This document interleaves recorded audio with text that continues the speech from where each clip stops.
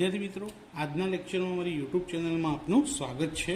આજનો લેક્ચર છે આપણો ધોરણ 9 ગણિત ચેપ્ટર નંબર 11 પૃષ્ઠફળ અને ઘનફળનો, જેમ આજે આપણે સ્વાધ્યાય 11.4ના દાખલા નંબર 6 અને 7ની ક્વેરી સોલ્વ કરીશું અને જવાબ લાવીશું।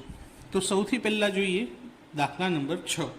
છઠ્ઠા દાખલામાં શું કીધું છે કે એક અર્ધ ગોળાકાર ટાંકી 1 સેન્ટીમીટર જાડા લોખંડના પતરામાંથી બનાવેલી છે। એટલે લોખંડની જાડાઈ, લોખંડના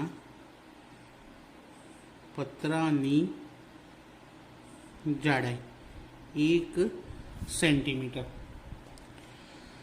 જો અંદરની ત્રિજ્યા, તો ટાંકીની અંદરની ત્રિજ્યા, હવે અંદરની ત્રિજ્યા આપી છે તો અંદરની ત્રિજ્યાને આપણે સ્મોલ આર લઈએ। કેટલી આપી છે? 1 મીટર। હવે અહીંયા આગળ આપણને જાડાઈ સેન્ટીમીટરમાં આપી છે અને ત્રિજ્યા મીટરમાં આપી છે, તો આપણે શું કરીશું? આ જાડાઈને સેન્ટીમીટરમાંથી મીટરમાં ફેરવી દઈએ। કેવી રીતે? તો 1/100 લખીએ એટલે સેમીમાંથી શેમાં ફેરવાઈ જાય? મીટરમાં।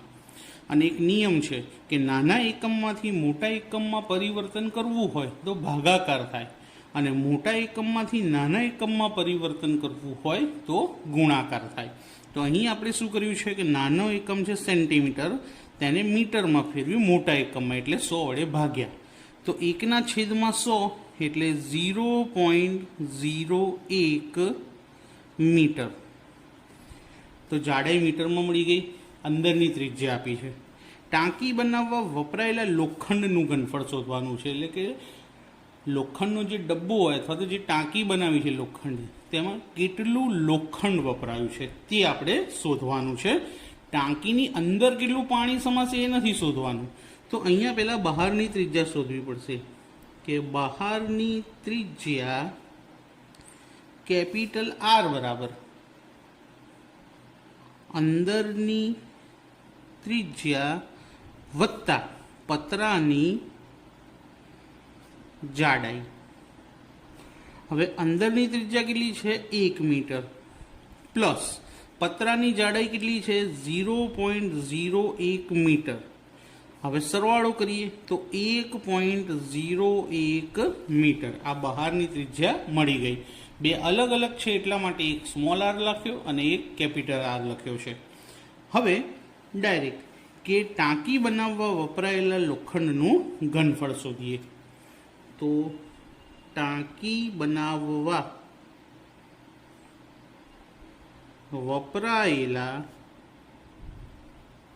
લોખંડનું ઘનફળ બરાબર ટાંકીની બહારનું ઘનફળ માઇનસ ટાંકીની અંદરનું ઘનફળ। હવે અહીંયા આગળ ટાંકી કેવી છે? અર્ધગોળાકાર। ટાંકીનો આકાર કેવો આપ્યો છે આપણને? અર્ધગોળાકાર। એટલા માટે સૂત્ર સરખા જ આવશે, પણ બહાર માટે કેપિટલ આવશે અને અંદર માટે સ્મોલ આર આવશે। તો સૂત્ર લઈએ 4/3 ટાંકી અર્ધગોળાકાર છે માટે 4/3 નહીં આવે, 2/3 પાઈ કેપિટલ આરનો ઘન માઇનસ ટાંકીની અંદરમાં પણ એ જ સૂત્ર 2/3 પાઈ સ્મોલ આરનો ઘન। તો બંને સૂત્ર સેમ છે। સૂત્રમાં કોમન શું દેખાય છે? તો 2/3 ગુણ્યા પાઈ કોમન છે, તો પહેલામાં વધશે કેપિટલ આર ઘન માઇનસ બીજામાં સ્મોલ આરનો ઘન। હવે કિંમત મૂકીએ। 2/3 પાઈની કિંમત 22/7 બ્રેકેટમાં કેપિટલ આરની કિંમત કેટલી છે? તો 1.01 કેપિટલ આર છે, તો 1.01 ઓછા સ્મોલ આરની કિંમત 1 છે, તો 1/3 22 × 2 = 44, 7 × 21। હવે 1.01 એટલે 101 થાય, તો 101નો કેટલી વખત ગુણાકાર કરવો પડશે આપણે?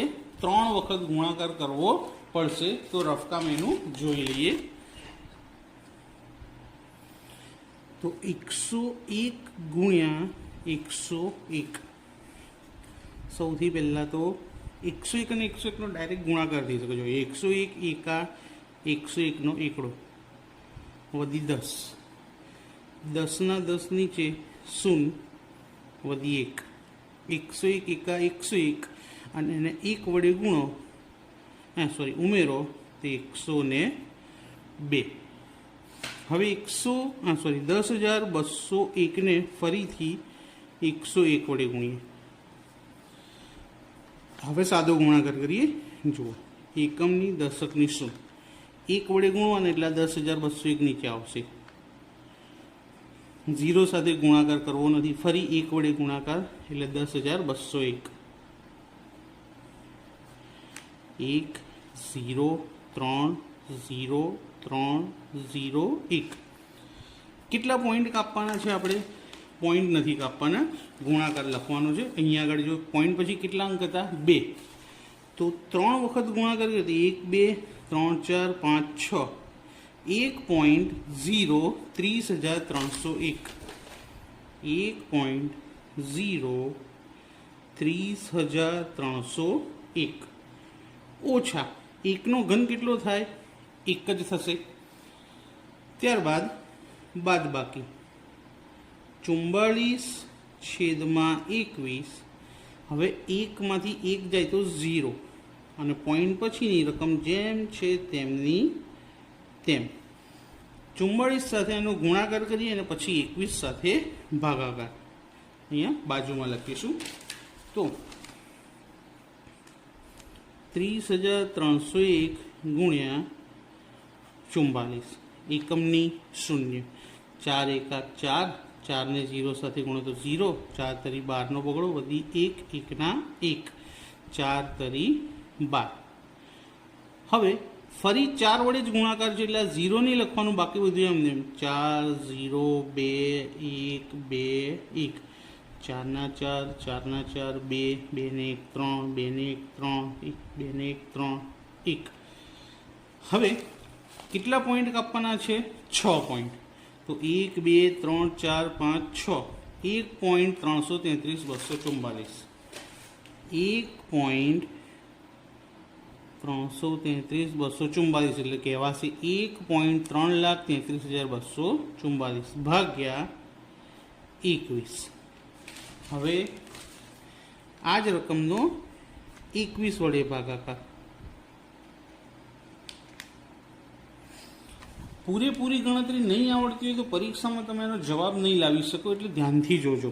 1 વડે ભાગ નહીં ચાલે એટલે 0. 1 અને 3 13 વડે પણ ભાગ નહીં ચાલે એટલે 0. 133. તો હવે કેટલા વડે ભાગ ચાલશે તે જોઈએ. તો હવે ભાગ ચાલશે 6 વડે. 21 છંગ 126. 133 માંથી 126 જાય તો 7 આવે, ઉપરથી ઉતરશે 3. હવે કેટલા વડે ભાગ ચાલશે? તો 21 તરી 63. 73 માંથી 63 જાય તો 10, હવે ઉતરશે 2. હવે કેટલા વડે ભાગ ચાલશે? તો 21 ચોક 84. 102 માંથી 84 જાય તો 18, ફરી ઉપરથી ઉતરશે 4. હવે ભાગ ચાલશે 21 ઇઠ્ઠા 168. 184 માંથી 168 બાદ કરીએ તો 6 અને 16. ફરી આ છેલ્લો ચોગડો ઉતારીએ અને હવે આપણો ભાગ ચાલશે 70. 21 7 147. તો જવાબ આવશે નીચે C17. ઉપર શું મળ્યું? 0.063,487. 0.063,487. પણ આપણે પોઈન્ટ પછી બધા અંક લખતા નથી. ઘનફળ છે તો આપણે 3 અંક સુધી લખીએ. તો 0.063 મીટર ઘન.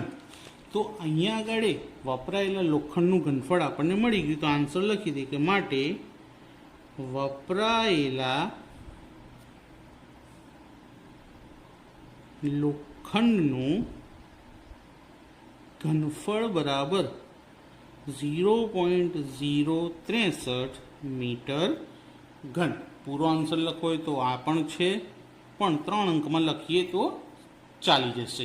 તો આજે અહીંયા જ આપણે વિડીયો પૂરો કરીએ છીએ. મેં કીધું હતું 2 દાખલા કરીશું, પણ વિડીયો લાંબો બની જશે, તો બીજો દાખલો નેક્સ્ટ લેક્ચરમાં શીખવાડીશ. તો આજના લેક્ચર અહીંયા આગળ પૂરો કરીએ છીએ. તો મને કોમેન્ટ કરીને જરૂરથી જણાવજો કે આજનો લેક્ચર તમને કેવો લાગ્યો.